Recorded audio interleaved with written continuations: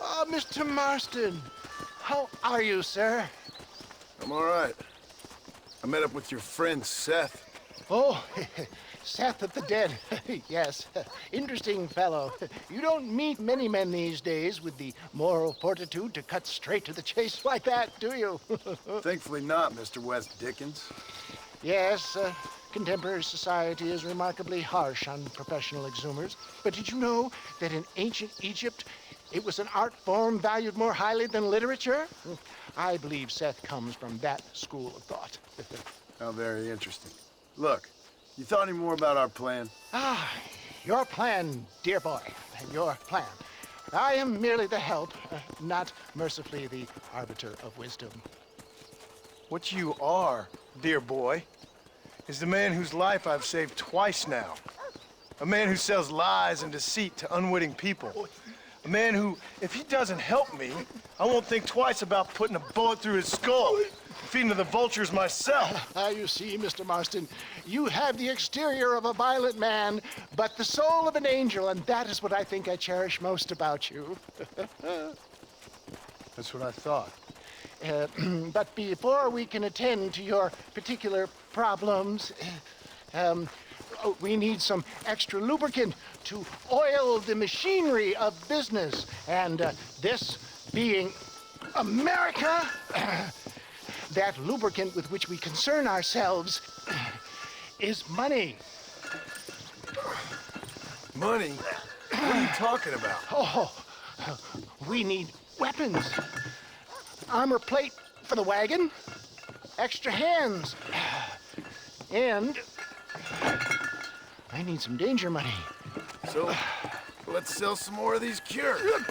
Sell cures? Around here? Do you want to see me lynched? Oh, no, the sport of kings. Racing, my friend, the sport of kings. A noble activity without reproach.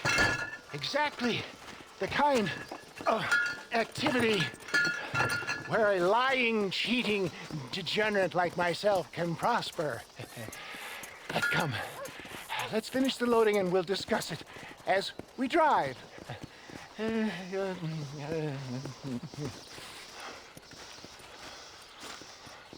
Now, sir, to Gap Tooth Breach.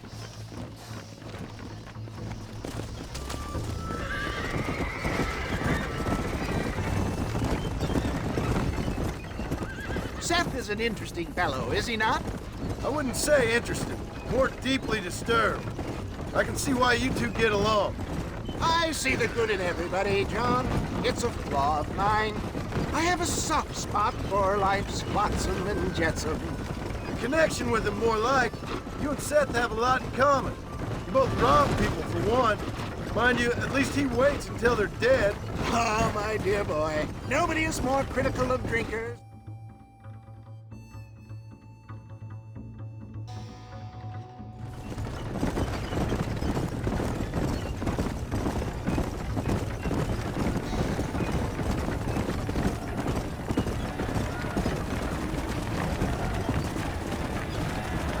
Here we are, John. Gap Tooth Breach.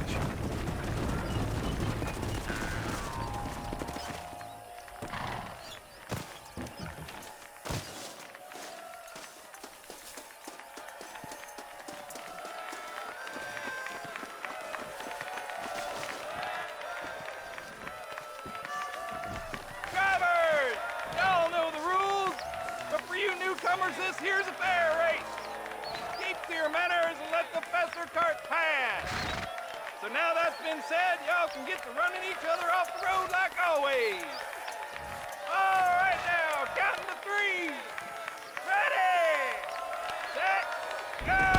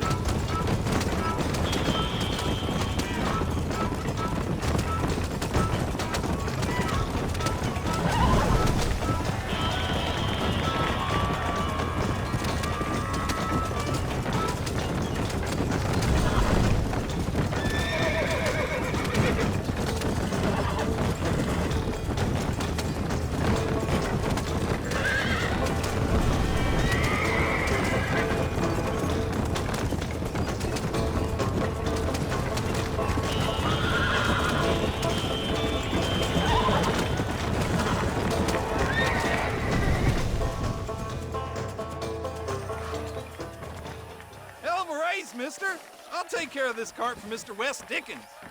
Come on, John. I suggest we beat a hasty retreat.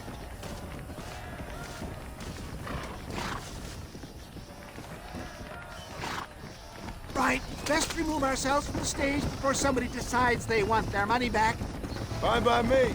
Wasn't that fantastic? The cheers of the crowd, the thunder of the wheels. The falling rocks, the homicidal maniacs. Oh, come on, John. Even a cold-hearted misanthrope like you must have found that just the tiniest bit exhilarating. Not the friendliest bunch, are they? They take the racing very seriously in these parts, and your participation was not entirely pre-approved. That was clear. Ah, sport, war, and heartache. The guilty pleasures of mankind since the dawn of time. I'd get away from the men we just swindled before you start waxing too lyrical. Yes, of course.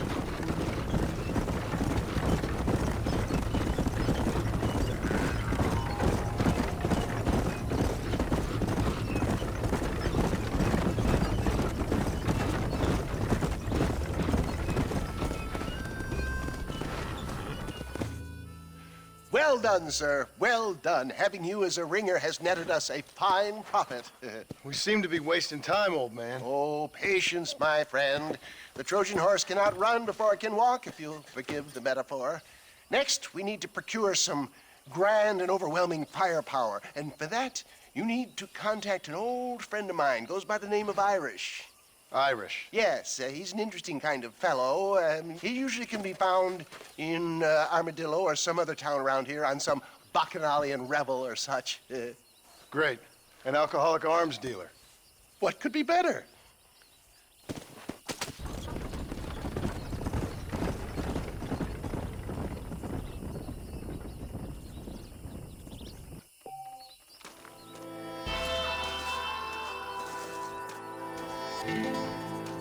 Hola.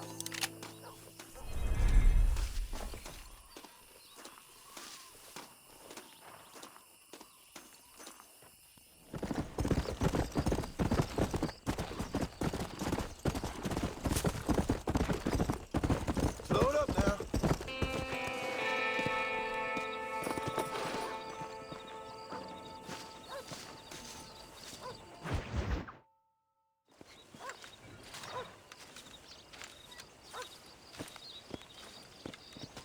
Mr. Marston, sir.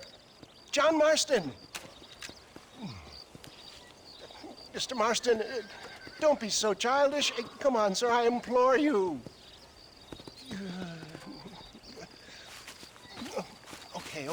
Okay, so I made a few innocent mistakes when last we met. But my plan is still sound. Together we can conquer, if not the world, then certainly Bill Williamson. But first, you need me to do you a favor? You read my mind. I can only deduce you've been taking my tonic, sir, as instructed. It can give the most ordinary of intelligences a remarkable insight. I'll give you insight. I'll show you what your guts look like. Please, sir, this show of petulance is nothing short of embarrassing. Think for a moment, sir. Think. I'm thinking about how much of my time you're wasting. Sir, I am about to do something which I greatly discourage in all wise and rational men. A selfless act for you. But, sir, before I act selflessly, allow me to act selfishly and sell some of my wares. Fair enough. Oh, good, sir. Come, and let's go visit some of our fine friends in the other oil business we have here in Plainview. These men need all the help they can get.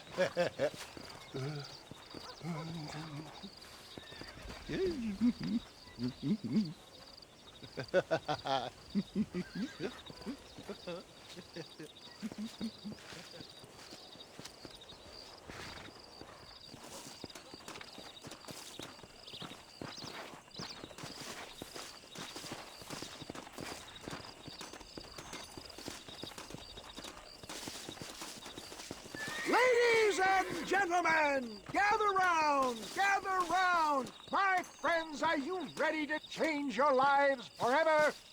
Friends, hardworking souls of Plainview, do you suffer from rheumatism, lumbago, acute chronic sciatic, neurologic, or inflammatory pain? Well, I represent the only company that makes the genuine article which cures headache, neuralgia, toothache, earache, backache, This man is a fucking charlatan. He just got done swindling us down at Cho Springs with this song and dance. I say we tar and feather him right now. I say we shoot the I bastard. think it's time we take our business elsewhere. I apologize if science is not your forte. Good day, one and all. Somebody, get that thieving bastard! Looks like we've been scuppered. Let's get out of here. I'll drive, you ride shotgun. Come on, John. I'm not waiting here much longer. Good job.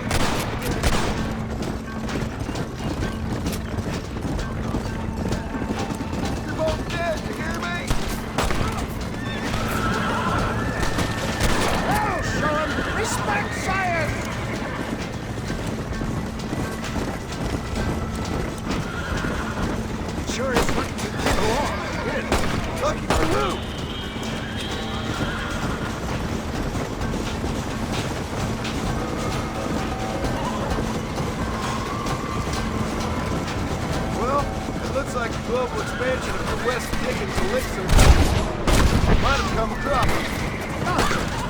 Another company science rock day. Don't make me kill you! I bet Goose Pasteur didn't have to deal with this shit. Look to the front, John!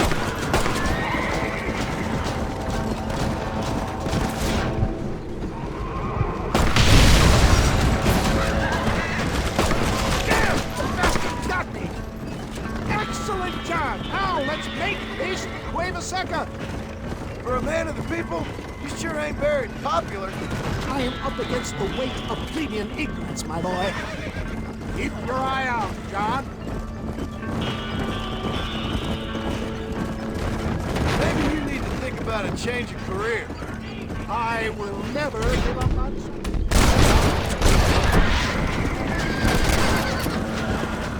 You ain't gonna win this! How can these people harbor such bitterness? Well, I ain't surprised. That tonic I drank at Ridgewood went through me like a dose of salt.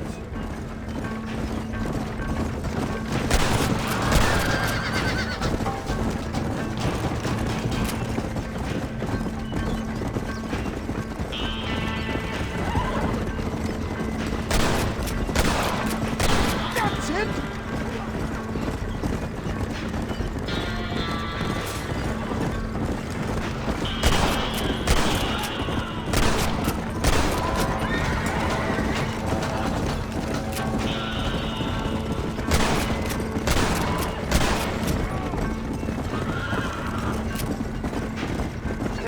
I'm not sure we're out of the woods yet.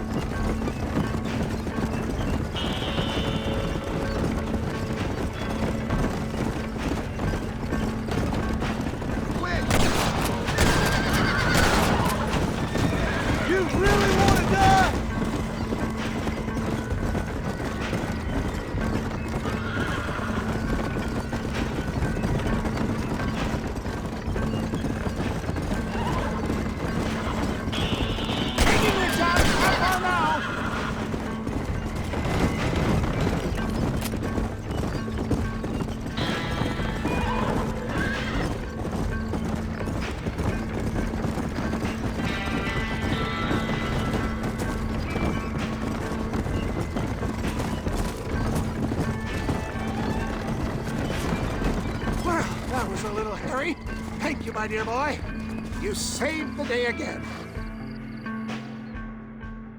It always impresses me with the speed with which a group of men can turn from passive sheep into murderous wolves. I'm impressed with how you nearly got us killed back there. Yes, perhaps we should shelve the tonics business for a period. Let's say we try our hand at racing again. There's a meet at Rathskeller. You're trying my patience, Mr. Wes Dickens. Well, I'm sorry, dear boy, but I'm only an aging vendor of exotic elixirs, not the bloody U.S. cavalry. Forgive me if matters take some time to prepare.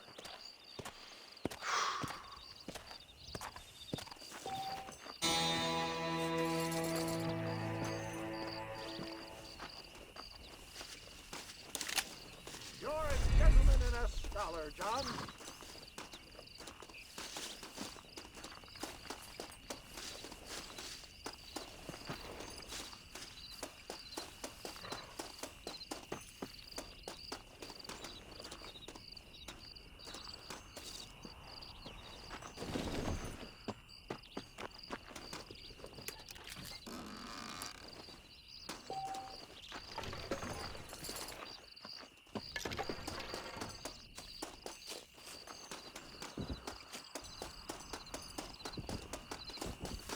We make quite a team, don't you think?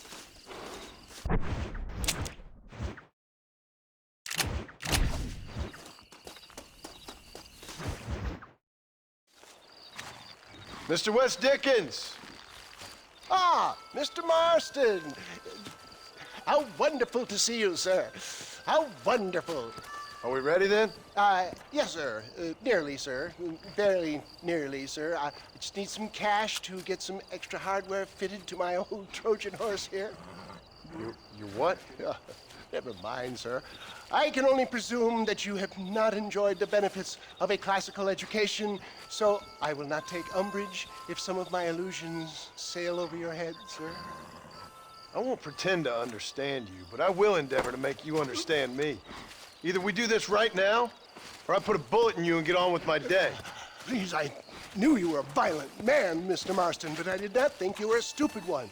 We need money to outfit my carriage, to turn a simple tradesman's vehicle into something more subterfuge.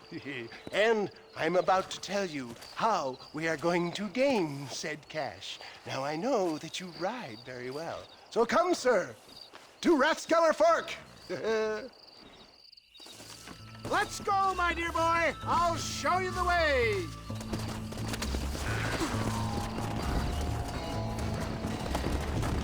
Yeah. So how are you, John? Okay, all things considered.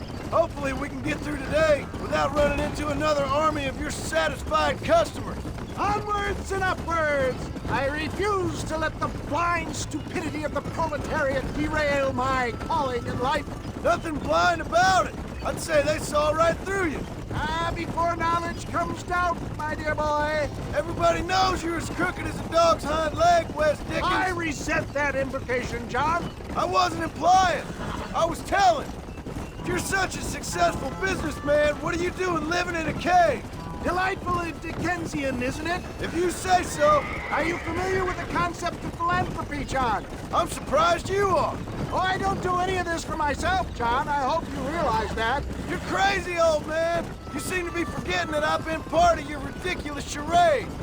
It's been quite a ride, John, hasn't it? We haven't gone that far. No, I mean us. Ridgewood Farm, Gap-Tooth Breach, Plainview. We make quite a team, you and me. Brains and brawn. We should consider a more permanent partnership. This partnership ends as soon as I have Bill Williamson. I appreciate your help, but I've just about had it with all your schemes. You need to realize what's at stake here. I know, John, I know. Just win this race and we'll be ready. I give you my word.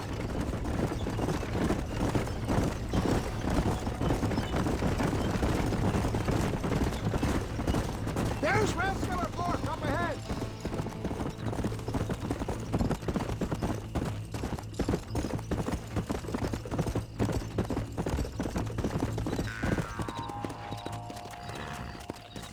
Come on.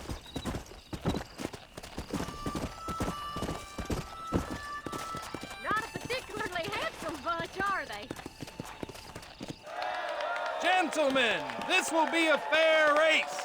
No shooting, stabbing, cliff pushing, rock throwing, cactus grinding, neck lassoing, setting fires, or other acts that causes a rider to unfairly lose his way, nor bleed heavily or black out. Get yourselves ready. Set, go! Let's go! I'll show you how it's done!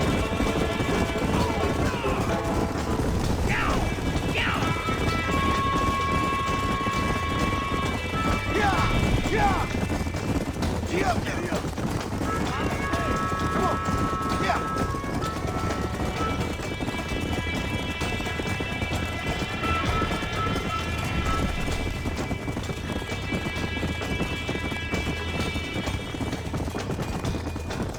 Yeah!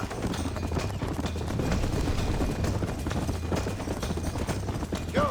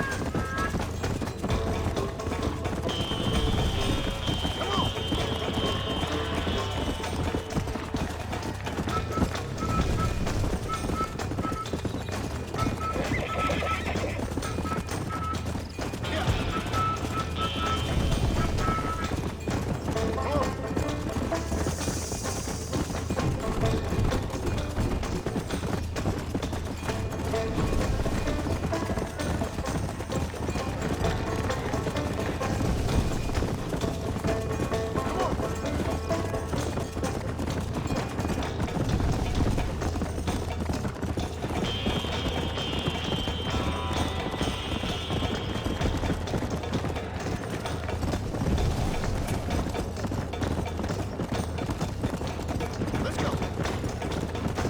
Let's go!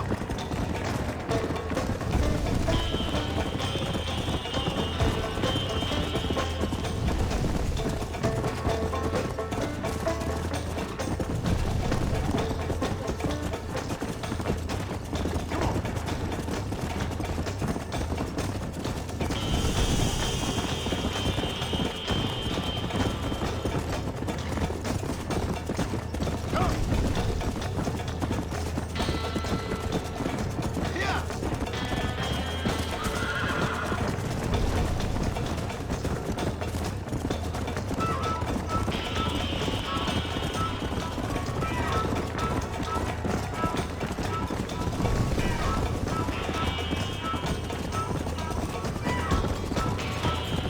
Come on!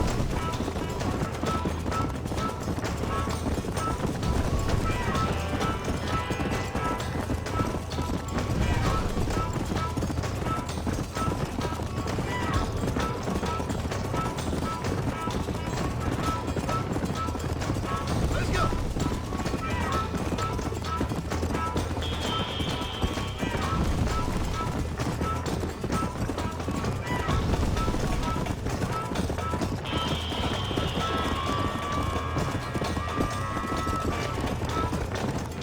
Come on!